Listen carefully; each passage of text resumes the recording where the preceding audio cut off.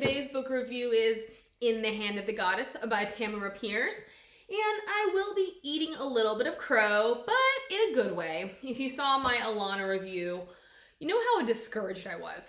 So what I did, I read it. I did not listen to it. I still say you will die of boredom if you listen to these books. Very, very short. I think I read 95% of this book last night. Or not last night, the night before. And then I finished it this morning. Something along those lines. It didn't take long. I will say that I continue to notice how it lacks a little development, because in Alanna, we meet Alanna. She's 11, and then we finish with her being 13 or 14. She wants to become the first lady knight in like 100 years.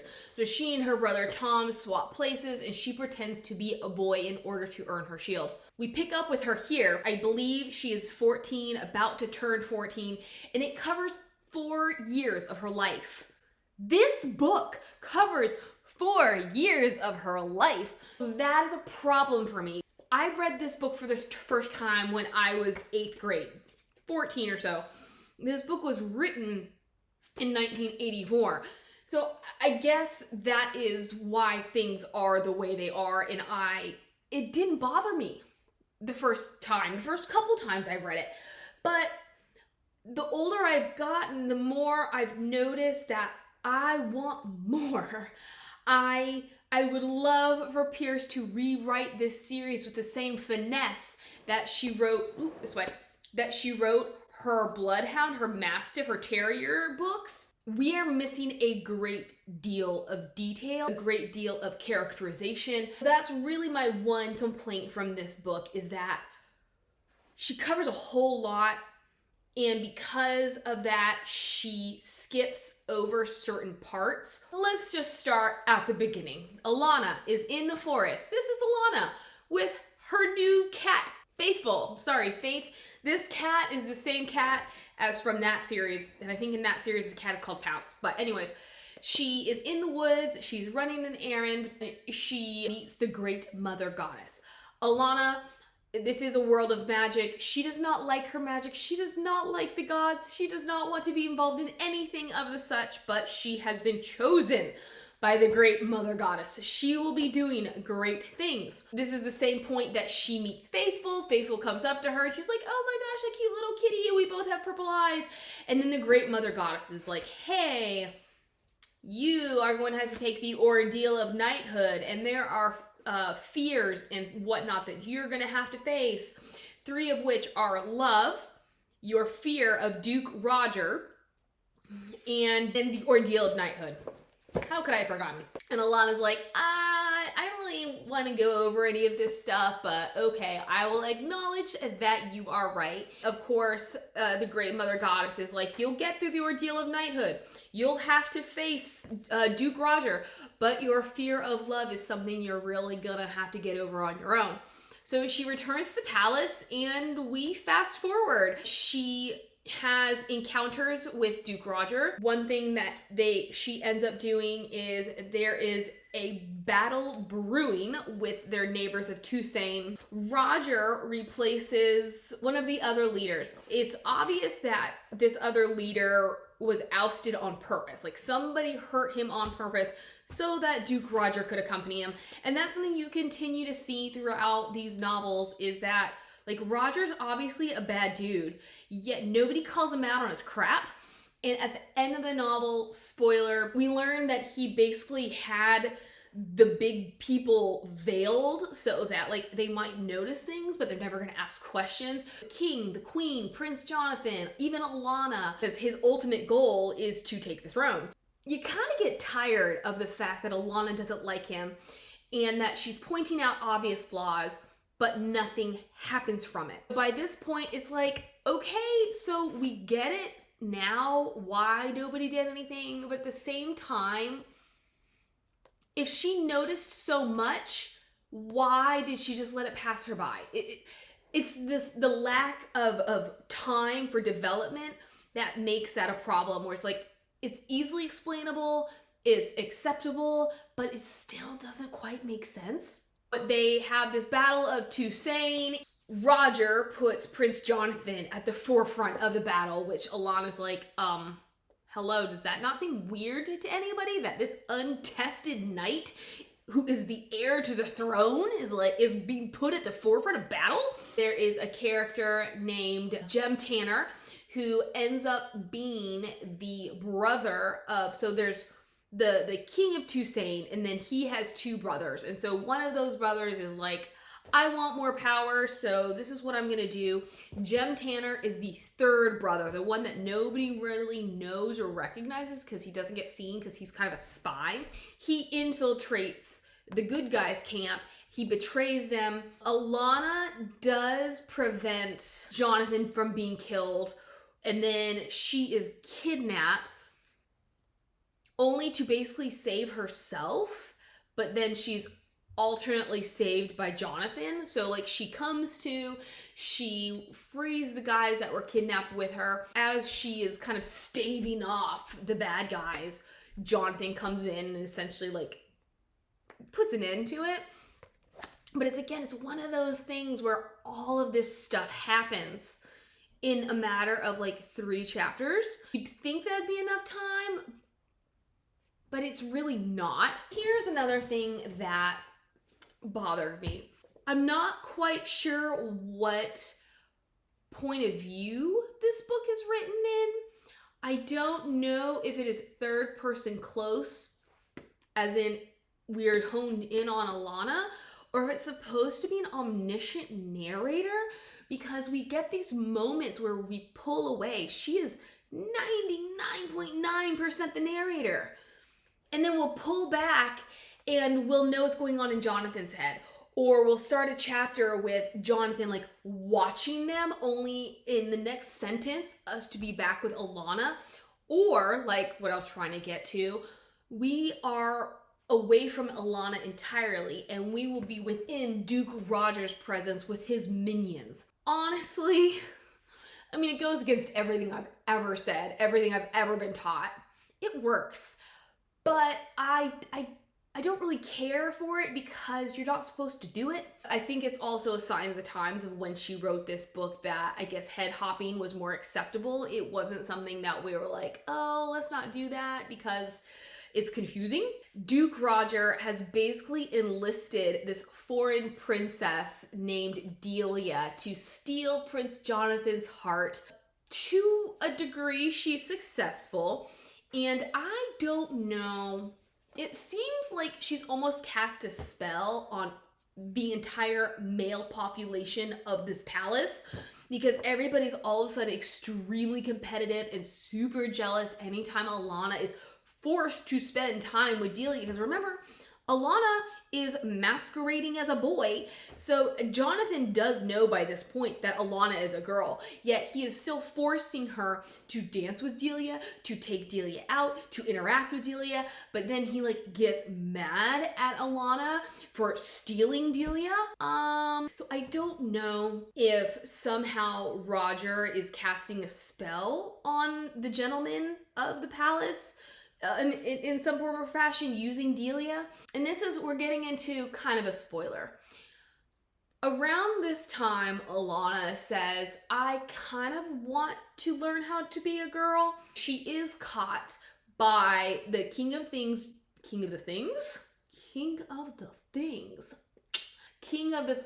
George Cooper, as well as Prince Jonathan, because she has gone to George's mother, basically for girl lessons, and George brings Jonathan to meet his mother. So both men, and George has already expressed his affection for Alanna, and Alanna is afraid of love. So she's like, thank you, but no thank you, but I do like kissing you. But this is also a point where I guess Jonathan sees her as a female, so maybe this is the point where he's putting the two halves of her together, the knowledge that she's a female and then the image of her as a female, and something in him is starting to grow affectionate towards her, because not only is he acting weird about her in terms of Delia, but he is acting weird in terms of her around other guys. He's almost schizophrenic in terms of her interacting with other people, which it just doesn't make sense to me because we don't have time for it to make sense. But yeah, around this time, he has started doing the hanky-panky with Delia, but then I guess he's also supposed to be in love or falling in love with Alanna. Again, the lack of time leaves a lot to be desired in terms of exploring that plot point. But he eventually, on Alanna's 17th birthday, they end up hanky-pankying themselves, and he like drops Delia.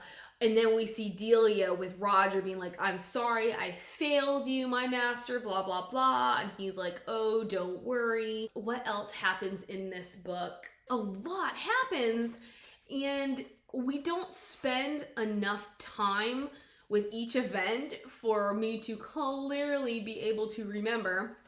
We do explore. Alanna is Jonathan's squire.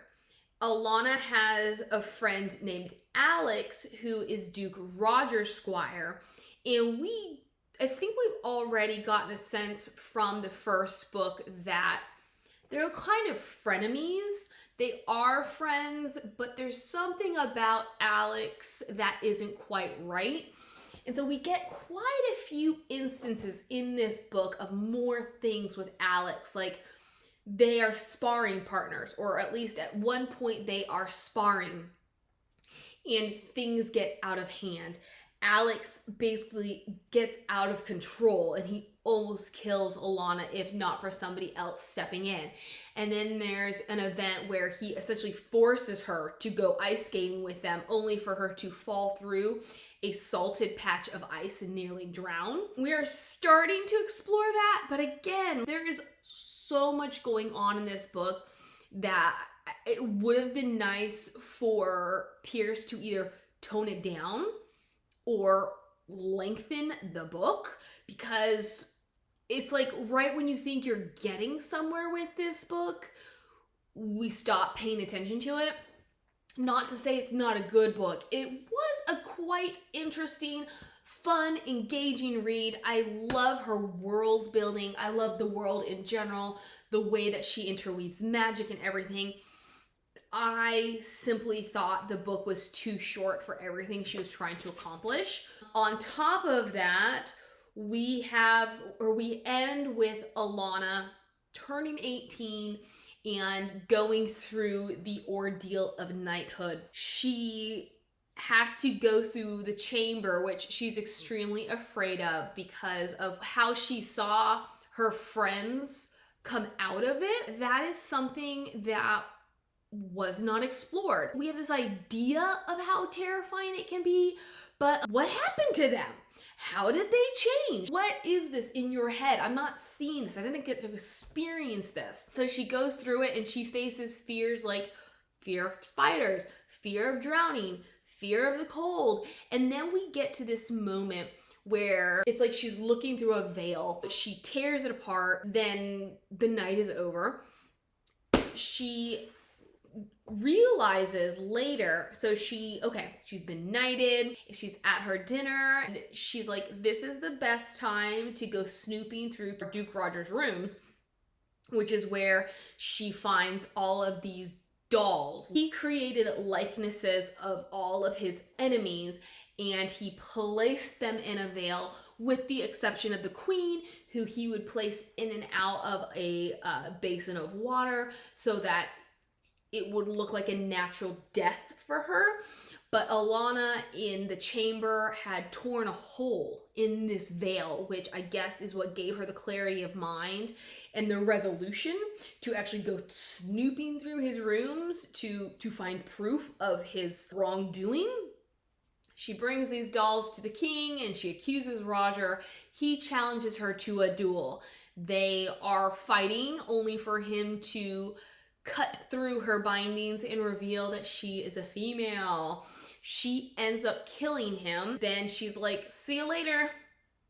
Her whole plan had been, as soon as she became a knight, she was going to reveal her true identity, and then she was going to leave. Kind of happened in a different way than she meant, but in any case, that was always her plan, and that is what she ended up doing. She basically rides off into sunset. She's like, I'm going somewhere warm. I'm over this. Like, see ya later. You know, don't contact me. I'll contact you.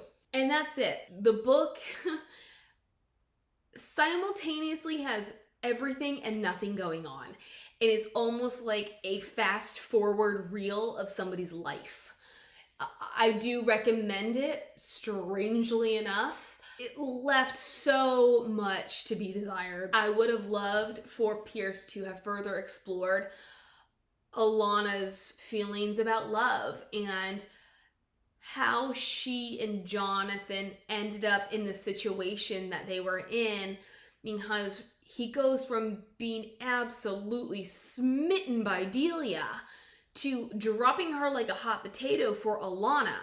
And while we know that he knows Alanna's a girl, and we know that they spend a lot of time with each other, ergo he has time to like her for who she is, I could not understand, because I don't think Alanna is ugly. She's no great beauty, but you add to the fact that she's trying to look like a boy. I struggled to see what it was that Jonathan would find attractive about her. Call me superficial. For a guy like Jonathan, who could have any woman he wanted and already had like the most beautiful girl in the realm, what was it about Alanna that made him say, okay, I'm just gonna turn all of them away? In so many ways, they were just friends. So why and how did his feelings start to change? And then the same thing with George. Although George did seem to like her for her, not so much because he was like, ooh, she's super pretty, but he seemed to respect her and admire her for her tenacity and her drive. And so I don't know. And then just like the whole Duke Roger thing, it needed more. We needed to see more of that internal struggle of Alanna's. Like, I really don't like him. This is fishy. I'm noticing this. He definitely got rid of that other guy so he could come to fight and put Jonathan in danger. But I'm just not gonna talk about it. I'm just gonna forget about it. Oh no, my fears are unfounded.